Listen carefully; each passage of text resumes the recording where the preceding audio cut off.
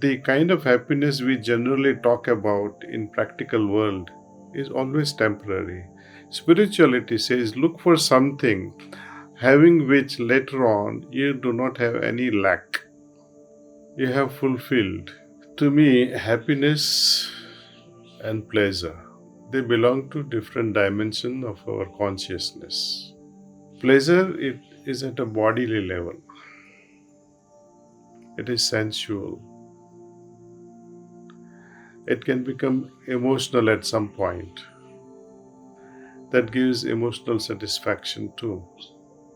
But after every encounter of pleasure, there is inevitable negative arising out of it almost all the time. With pleasure, you are always depending on the outside object. For example, someone relishing food, enjoying food, a nice delicacy, or nice drink, or nice fruit. You are always depending on outside.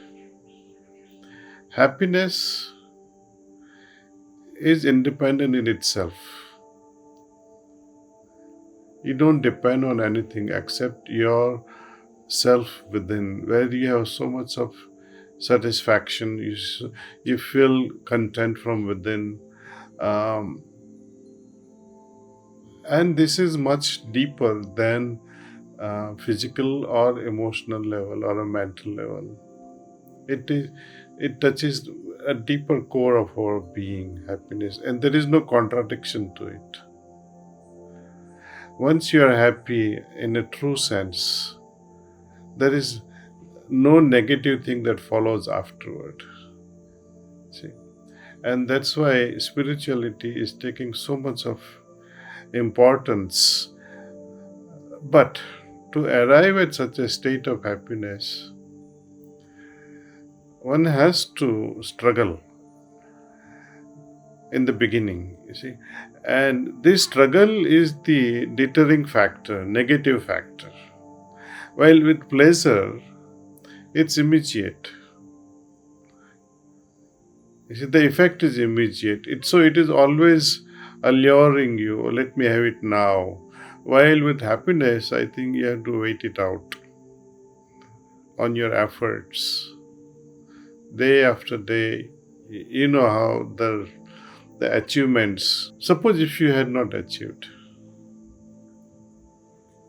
would you still be from inside as happy?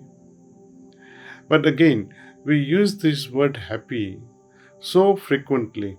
Like you go to a restaurant and say, oh wow, I'm so happy today. I was in the restaurant with so and so. So the kind of happiness we generally talk about in practical world is always temporary.